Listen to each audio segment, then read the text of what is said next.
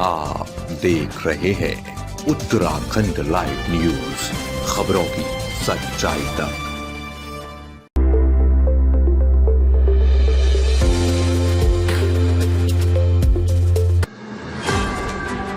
पर्यटन नगरी में इन दिनों बरसात में होने वाले रोगियों की संख्या में खासा इजाफा देखा जा रहा है। इन दिनों पेट के रोगी काफी संख्या में आ रहे हैं, जिसके कारण अस्पताल में खासी भीड़ नजर आ रही है। मसूरी का एकमात्र उप जिला चिकित्सालय, जहां पर मसूरी के साथ ही आसपास के ग्रामीण क्षेत्र में भी लोग इलाज के लिए आते हैं।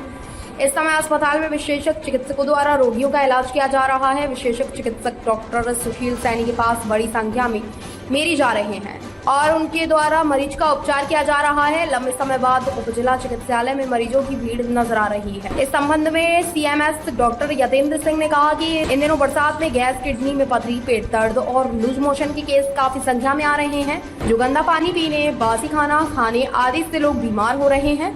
लेकिन उप जिला चिकित्सालय में अनुभवी चिकित्सक डॉक्टर सुशील सैनी बड़ी संख्या में रोगियों को देख रहे हैं और उनका उपचार कर सुविधा दे रहे हैं। यहाँ के लोगों द्वारा उन पर विश्वास व्यक्त किया जा रहा है और 250 से 300 मरीज प्रतिदिन अस्पताल में आ रहे हैं।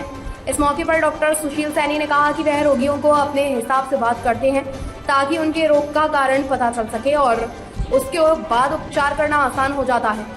यहाँ पर सीनियर डॉक्टर हैं, लेकिन कई ऐसे केस होते हैं जो परेशान करते हैं। ऐसे केस देखता हूँ और रोगी पूरी तरह से संतुष्ट हो रहे हैं। मसूरी से धर्मेंद्र सिंह की रिपोर्ट। अभी हमारे पास जो स्पेशलिस्ट हैं डॉक्टर सुशील सैनी, जो फिजिशियन हैं, उनके आने से हमारे यहाँ काफ़ी मसूरी और आसपास की जनता को काफ़ी लाभ में प्राप्त हो रहा है। इससे पहले डॉक्टर स्वाति थी, लेकिन वो मैटरनिटी लीव पे चली गई हैं, तो उनकी अनुपस्थिति में डॉक्टर सुशील ने काफ़ी अच्छा काम कर रहे हैं वो, और मरीजों को काफ़ी अच्छा सुविधाएं दे रहे हैं। नॉलेज उसकी अच्छी है।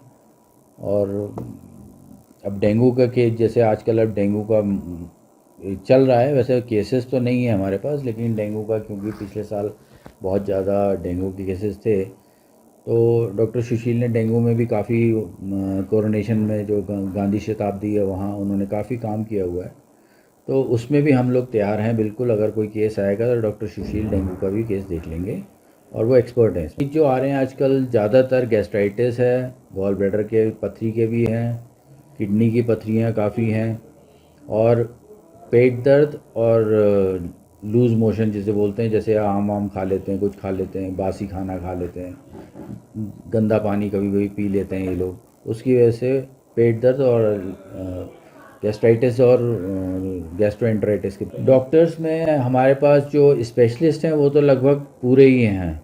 हमारी पोस्ट स्पेशलिस्ट की पूरी भरी हुई है। हाँ, MBBS डॉक्टर्स हमारे पास नहीं हैं फ़िलहाल, क्योंकि सारे MBBS डॉक्टर्स PG करने चले गए हैं, और नए बच्चे अब जब भी आएंगे हमारे पास तब पूर्ति होगी। यहाँ सफाई व्यवस्था की हमारे पास, क्योंकि चतुर्थ श्रेणी कर्मचारियों का जो पद है वो एक डेड कैडर बोलते हैं, तो सफाई कर्मी हमारे पास नहीं थे। जो तो SDM साहब के निर्देशों के अनुसार नगर पालिका से 2 सफाई कर्मी नियमित आ रहे हैं, और आपने देखा है सफाई कितनी साफ, मतलब काफ़ी अच्छा काम हो रहा है। देखो, मरीज में सबसे ज़्यादा इम्पोर्टेंट होता है कि उनकी जो दिक्कतें हैं वो सुनो, है ना। तो जितना आप पेशेंट से पूछोगे उतना आपकी डायग्नोसिस रिफाइन हो जाती है ना। तो क्या, अगर पेशेंट को अपनी दिक्कत पता हो तो वो उस चीज़ के लिए परहेज कर सकता है। अगर उसको पता ही ना हो तो वो फिर परेशान घूमता है कि हो क्या रहा है। ठीक है, तो आधे पेशेंट्स को यही नहीं पता होता कि हमें इलाज चल किस चीज़ का रहा है।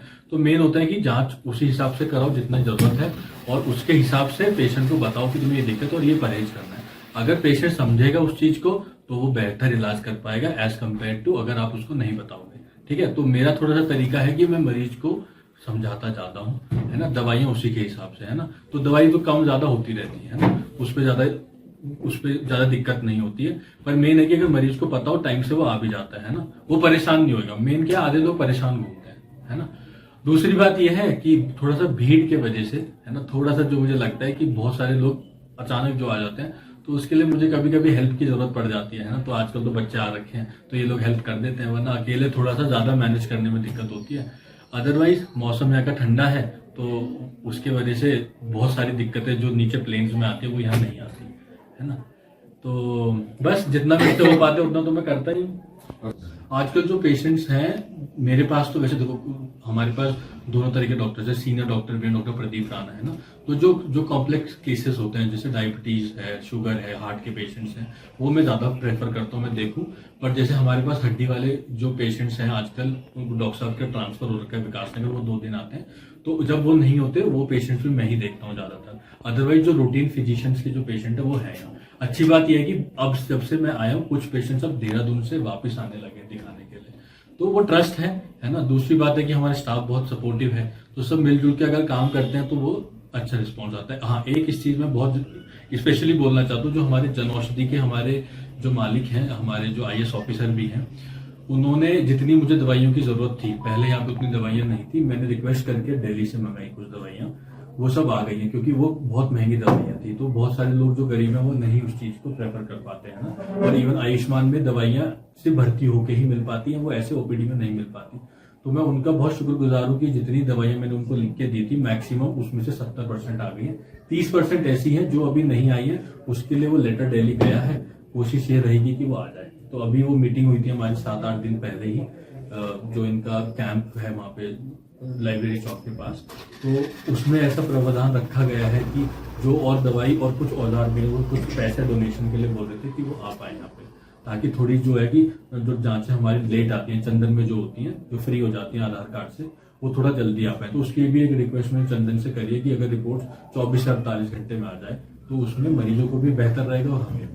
डॉक्टर साहब में जैसा मैं मसूरी में देख रहा हूँ, क्योंकि यहाँ बरसात बहुत ज्यादा होती है और यहाँ मॉइस्चर कंटेंट बहुत ज्यादा है, तो होता क्या है कि जो लोग को एलर्जिक जो पेशेंट्स हैं उनकी दिक्कतें बहुत बढ़ जाती हैं, उनको खांसी जुकाम है ना, किसी को सांस की दिक्कत वो ज्यादा है। तो ऐसे मरीजों को मैं बहुत बोलूंगा कि एक भाप ऐसी चीज है कि नमक और पानी में डाल के अगर भाप लो तो बहुत सारी दिक्कतें अपना आप सुधर सकती हैं। दूसरी बात, बंद कमरों में ना रहें, जितना हो सके दिन में अपना खिड़कियां खुले रखें, रात के समय बंद कर दो। और उसके अलावा देखो खांसी जुकाम जो है उसके लिए तो ठंड से बचना ही इंपॉर्टेंट है ना। और अपना सेहत का ध्यान रखो, पानी खूब पियो और अपना खाना टाइम से खाओ, है ना। तो मसूरी के लोग थोड़ा क्या है कि काम पे ज्यादा ध्यान देते हैं, अपने शरीर पे थोड़ा कम। तो अगर टाइम से खाना पीना करो तो बीमार होने की जो फ्रीक्वेंसी है वो कम हो जाए, वरना रूटीन तो जो खांसी जुकाम है वो हो ही जाता है ना।